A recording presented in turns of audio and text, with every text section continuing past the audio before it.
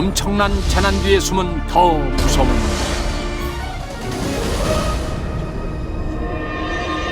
다음은 2005년 4월 우리나라에서 발생한 실제 사건입니다.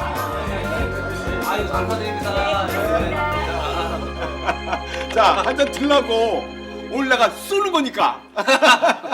아유, 짠돌이가 얼마나 좋으면 이런 걸 다 싸. 아주 입이 귀에 걸리셨습니다, 이 사장님. 아무튼 아들 하나는 잘 되셨습니다. 그럼 내가 아들 하나 보고 사는데 뭐 그럼. 축하드립니다, 하여튼. 명문고에 합격한 아들 자랑에 신이 난 이씨. 그리고 3년 후 학교 다녀오겠습니다. 태성이도 밥 먹고 가야지. 좀 늦어서요. 빨리 가서 자율학습해야 돼요. 그래. 그럼 우리 아들 잘 갔다 와. 오늘도 화이팅이다. 네, 다녀오겠습니다. 가자. 무슨 일일까요? 오늘도 공부 열심히 하고. 아이가 공부 잘하니까 전교 1등을 놓치지 않는 아들 태성이가 자랑스럽기만 한 이씨. 그런데 여보세요? 아, 예, 선생님. 네? 우리 태성이가요? 예, 태성에게 좀 문제가 있는 것 같습니다. 학교에 영 적응 못해서요. 그럴 리가요. 예, 알겠습니다. 예, 찾아뵙겠습니다. 무슨 일이야? 글쎄, 우리 태성이가 성적도 하위권으로 떨어졌고 학교에서 왕따를 당하는 것 같대. 뭐라고? 여보, 어떡해요? 가족의 희망인 아들의 성적 하락과 학교 생활 부적응은 이씨 가족에게는 청천벽력 같은 소식이었습니다. 그날 밤 다녀왔습니다. 대성이 너 이리 와봐. 대영이 방에 가 있어. 딸도 있네요.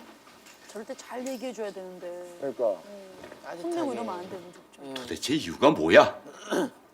너 하나 잘 되는 거 버리고 우리 식구가 모두 이 고생인데. 저도 잘하려고 하는데 안 되는 거잖아요. 성적은 왜 그 모양이야? 다른 애들 상관 말고 너만 잘하면 되는 거 아니야? 아빠가 뭘 알기나요? 막 젓가락 떨어졌겠네. 저 자식이 저 기대에 못 미치는 아들의 모습에 부모는 절망했고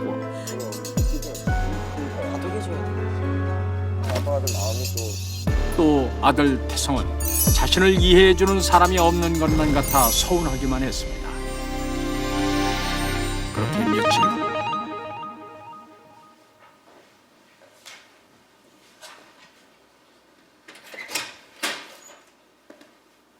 이태성, 나와. 아, 나 저런 거 되게 많이 당해봤는데. 뭔데요? 선생님 부르는 거. 김숙 나와 이런 거야? 많이 아버지. 태성을 찾아 학교까지 온 그의 아버지. 이 씨는 아들을 학교에서 데리고 나와 자신의 차 앞에 멈춰섭니다. 왜 그래? 무서워. 타라.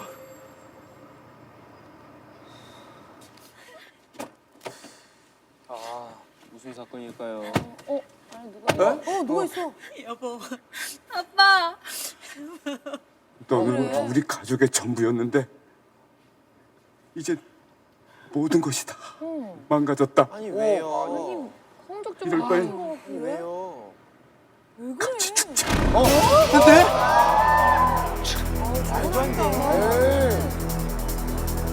이때 휘발유를 꺼내든 이 씨.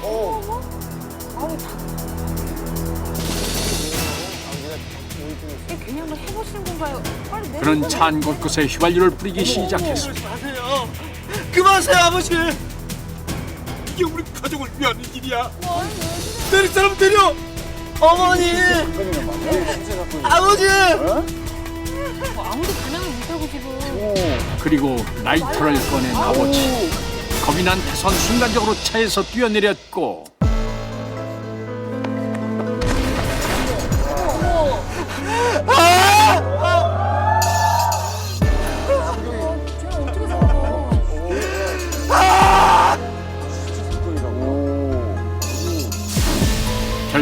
3명의 가족은 그 자리에서 사망.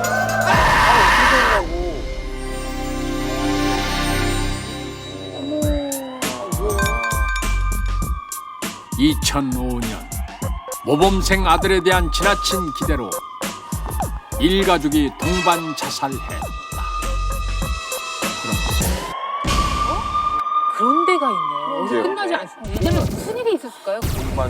어찌됐든 아들이 탈출을 했잖아요. 예. 탈출을 하고 난 뒤에 엄마 또는 아빠나 같이 죽는 모습을 그 자리에서 봤잖아요. 네. 그러면 제가 볼 때 정상적으로 성격이 원만하게 이렇게 자라오지는 않을 것 같아요. 근데 얘가 분명히 다른 어떤 성질의 뭐 범행을 한다든지 성격이 범죄자가 되었다. 범죄가 될 것 같아요. 그런데 그 아들은 범죄자가 됐다. 그 친구가 왕따를 당하고 있다고 네. 아까 전화 통화에서 그랬잖아요. 그래서 이 친구가 그 다른 친구들 때문에 자기가 성적이 떨어지고 내 가족이 다 죽었다고 생각을 하고 자기를 왕따한 친구들을 하나하나씩 뭐 살해를 하든지 보복을 해 나가지 않았을까. 복수를 한다. 만약에 진짜 저런 일을 당한 학생이 있다면 그 이후가 정말 걱정스럽다. 지금 이런 전제 하에서 여러 가지 안 좋은 상황들을 말씀해 주셨는데 그 가운데 과연 현재의 모습이 있을지 궁금합니다. 자, 화면을 확인하겠습니다.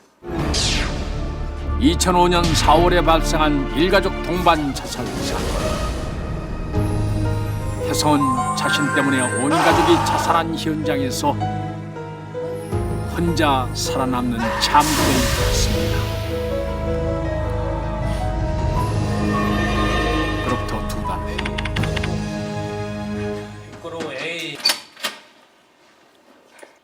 후 태성아. 갑자기 교실에 나타난 태성. 죽여버릴 거야. 태성, 왜 이래? 진정해. 어떻게 네가 나한테 이럴 수가 있어? 죽여버릴 거야.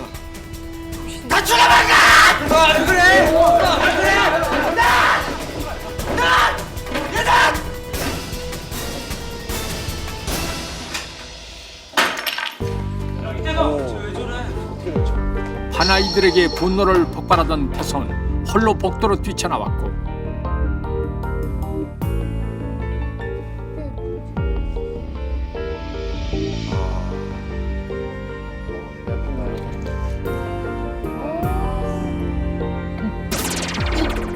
그만 가지고 있던 제초제를 마시고 맙니다.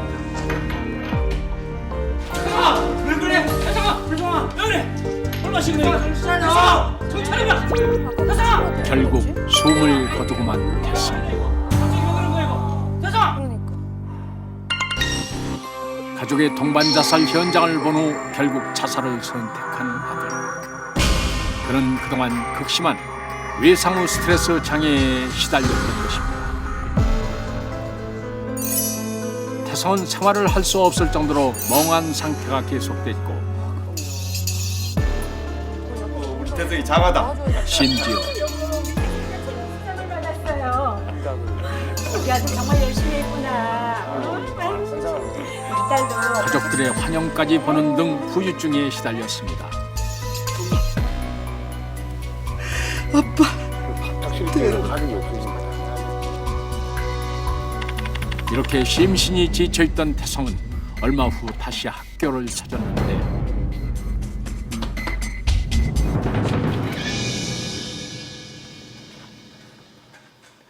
선생님, 태성이구나. 선생님, 저 학교 다시 다니고 싶습니다. 그래. 근데 태성아, 당분간은 좀 쉬는 게 어떠냐? 왜요? 다른 사람들 말이 맞나요? 다른 애들이 저랑 학교 다니기 싫대요? 아니야.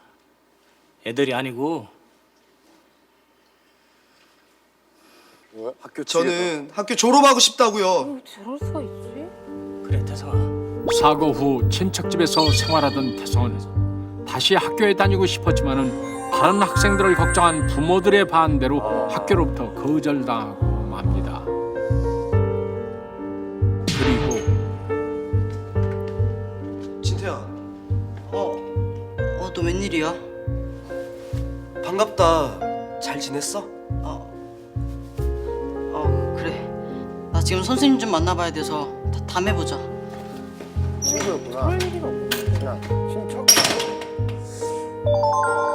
친구들이 자신을 외면하는 느낌을 받은 태성은 절망합니다. 더 안아줘야 되는데 현실이 참 쉽지는 않지. 사건 당일 태성은 마치 마지막을 준비한 듯 부모의 산소를 찾았고 아버지,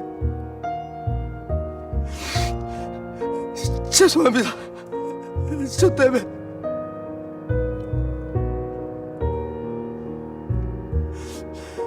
아버지, 죄송합니다. 저럴 수 없고 마음을 좀 굳건하게. 절망에 빠져 아무것도 할 수 없었던 태성은 그렇게 부모에게 마지막 인사를 하고 그대로 학교에 찾아가 자살하고 말았던 것입니다. 이 학생이 경험한 거는 보통 사람들도 견디기 힘든 아주 충격적인 상황입니다. 사람들이 이렇게 충격적인 상황에 노출되게 되면 일종의 불안장애가 발생할 수 있는데 이러한 불안장애를 외상후 스트레스 증후군이라고 합니다. 외상후 스트레스 증후군은 사람이 대부분 시간 이렇게 멍하게 지내게 되다가도 갑자기 깜짝깜짝 놀라는 일이 생기고 또 자기가 어떤 겪었던 사고와 비슷한 상황이나 또 연관된 사람을 만나게 되면 과도하게 놀라는 반응을 보이기도 합니다. 또는 꿈속이나 일상생활에서도 그 당시에 겪었던 사건이 다시 생기는 것 같은 그러한 두려움을 겪게 되는데요. 이런 일이 자꾸 반복되다 보면 우울증이라든지 거꾸로 공격적 양상을 띠게 된다든지 하는 후유증을 많이 동반할 수 있습니다.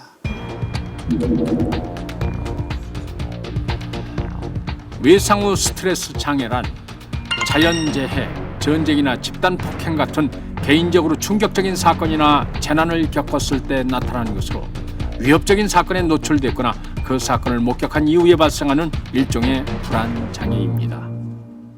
대구 지하철 방화 참사의 생존자들이 입은 정신적인 충격이 의학적으로 처음 확인됐습니다. 심한 뇌 손상이 단층 촬영에서 나타났습니다. 일부 피해자들은 악몽과 환청에 시달리거나 심한 경우 아무런 생각도 안 나고 집중력이 떨어지기도 합니다. 이렇게 환청 같은 것도 들렸고요. 계속 올라와서 떨고만 있었던 적도 있고. 서울대의대 정신과 연구팀이 지난해 11월부터 3달 동안 이런 외상후 스트레스 장애를 겪고 있는 당시 생존자 20여 명의 뇌를 단층 촬영했습니다. 공포와 감정을 조절하는 신경회로를 일반인과 비교했더니 생존자의 신경회로는 일반인에 비해 크게 훼손돼 3분의 1 수준으로 수축돼 있습니다. 또 이들의 뇌세포 수나 크기가 줄어 밀도가 낮았으며 혈류량의 이상으로 감정 조절과 언어 능력, 촉각, 시각 등 감각 능력이 떨어지는 것으로 확인됐습니다. 이처럼 최근에는 외상후 스트레스 증후군도 장애로 인정되기 시작했습니다. 신체적인 손상을 가져오는 외상후 스트레스 증후군. 이에 따라 지난 8월에는 동생의 교통사고 현장을 목격한 아동의 외상후 스트레스 장애를 인정해 보험료를 지급하라는 판결도 났습니다. 그리고 외상후 스트레스 장애로 인한 이런 사건도 있었습니다. 포장마차에서 혼자 술을 마시던 지역민, 그리고 밖에서 서성이던 한 여자. 그런데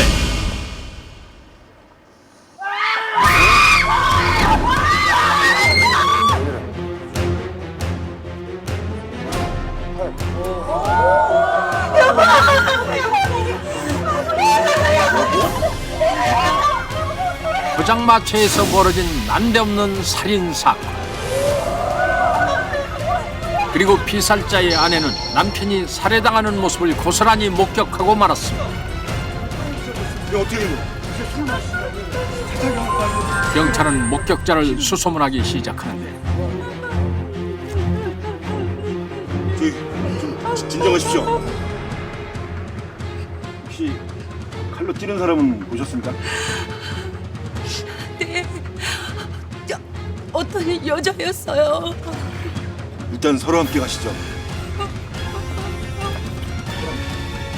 그리고 경찰은 피해자의 아내 서 씨를 경찰서로 데려갑니다. 그런데 사실대로 말씀하셔야 됩니다. 네, 알겠어요. 아는 사람이었습니까? 아니요, 처음 보는 사람이었어요. 혹시 남편분이 원한 살만한 일을 하신 적이? 도박을 조금 하기는 했는데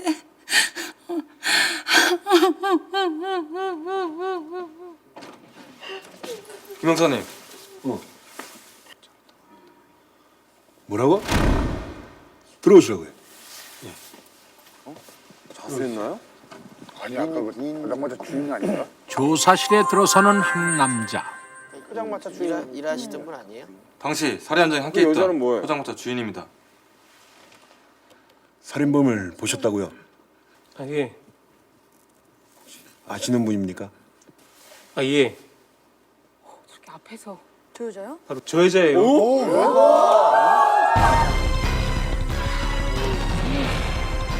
범인으로 지목된 건 바로 피해자의 아내 서씨. 그 아까 들어간 사람이 아내였어요? 도대체 어떻게 된 사건이었을까요? 15년 전 서씨는 행복한 결혼 생활을 하던 평범한 주부였습니다. 그런데 결혼한 지 5년이 지난 어느 날 여보, 자기 요즘 왜 그래? 무슨 일이야? 내가 너랑 결혼하고 나서부터 되는 일이 하나도 없어. 오늘 집 날린 것도 다 너 때문이야. 뭐? 때문인 것 같은데. 아, 여보. 와!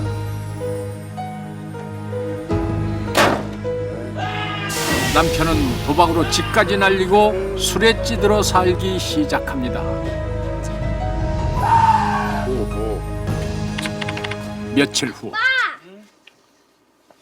아빠, 내 혈액형이 뭐게? 벌써 혈액형도 알아? 뭔데? 나는 있잖아, B형이래. 뭐? 그런데 또 소름 돋아봤다. 자기 도대체 왜 이래? 왜 맨날 술이야? 나! 내가 A형이고 네가 O형인데 영일이가 B형이란 게 그게 말이 돼? 이게 뭐야? 당신 지금 나를 의심하는 거야? 야! 남편은 아들의 혈액형 때문에 아내를 의심하며 의처증 증세까지 보이기 시작했습니다. 근데 어떻게 된 거야? AB형이면 모르겠다. 한번 조사해보면 되는데. 자, 뭐라고? 영일이가 잘못 알았던 거야. 영일이도 당신이랑 똑같은 A형이야. 이걸 앞에 있는 하지만 여전히 믿지 못하는 남편. 날 뭘로 보고 너나 무시하는 거야? 왜 내 말을 믿지 않는 거야? 이게 어디서 거짓말이야? 사실대로만 안 해! 이렇게 남편의 폭력이 시작되었던 것. 아휴.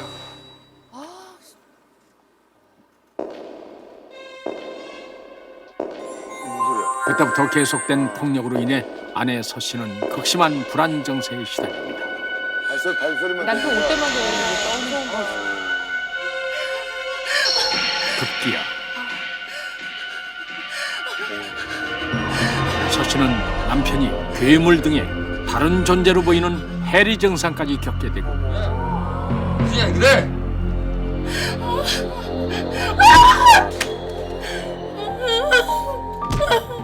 몇 년간 계속된 폭력으로 서씨의 증상은 더욱더 심해져 갔습니다. 이것들이 빨리 지나가요.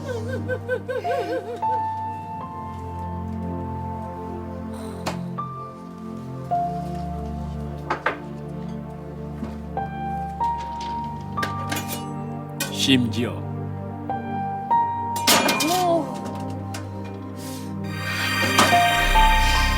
칼만 봐도 남편이 괴롭히던 생각에 공포에 시달리는 아내 서씨. 정말 누군가의 도움이 절실히 그리고 바로 필요할 텐데 사건 도와줄 당일. 사람은 없고. 혼자 술을 마시던 지영민을 찾아 포장마차 안에 들어선 여자는 다름 아닌 아내 서씨. 씨였습니다.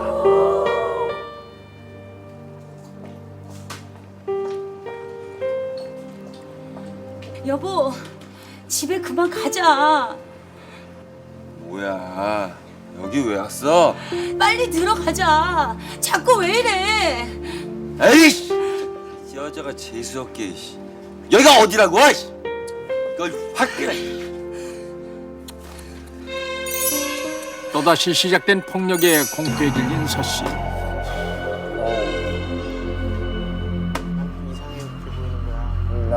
바로 이때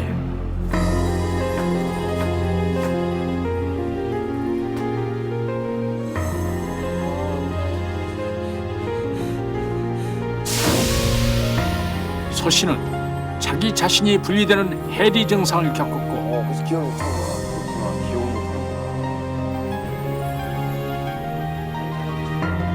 의식 속에 남편을 살해 자신을 구출해줄 타인을 만들어낸 것입니다.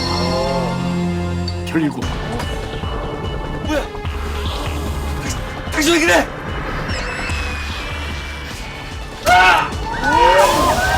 남편을 살해한 여자는 아내 자신이었던 것입니다.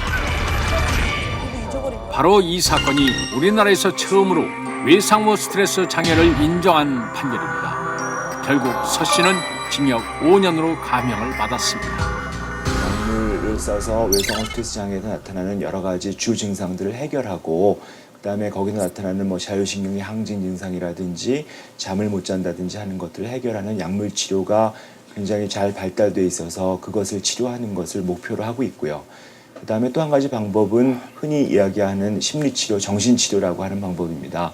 실제로 이분들이 외상과 관련된 사건들을 자꾸 피하고 도망다니기 때문에 거기에 적절하게 노출돼서 내가 이제는 이 사건을 겪긴 겪었지만 살아날 수 있다. 이제는 극복해낼 수 있다라고 하는 어떤 새로운 믿음 같은 걸 만들어주는 인지를 재구성하는 치료, 그런 것들이 주 치료라고 될 수 있습니다. 외상후 스트레스 장애 환자, 이렇게 대해야 합니다. 피해자가 느끼는 감정에 대해 말할 수 있도록 격려해 주세요. 그 정도니 다행이다 라고 얘기하면 안 됩니다. 그런 일이 일어났다는 것이 안타깝다 라고 말해야 합니다. 피해자가 만약 프라이버시를 요구한다면 존중해 줘야 합니다. 그럼에도 불구하고 증상이 계속되거나 너무 고통스러워하면 정신과 치료를 받게 해야 합니다. 난폭해진 코끼리가 괴성을 지르고 군인들은 폭죽과 총으로 코끼리 떼를 쫓아냅니다. 헬기까지 동원된 전쟁 같은 대결. 이런 코끼리들의 폭력성은 인간에 대한 복수라는 주장이 제기되고 있습니다. 지난 1970, 80년대 당시 상하이 누니원 밀렵군들은 어린 새끼들이 보는 앞에서 코끼리들을 무차별 학살했습니다. 지능이 높고 기억력이 뛰어난 코끼리들이 30년이 지난 지금까지 그 상황을 잊지 않는다는 것. 그때의 상처가 인간을 공격해서 해치는 일종의 외상후 스트레스 장애로 나타나고 있다는 것입니다. 당신의 폭력 영원히 기억될 수도 있습니다.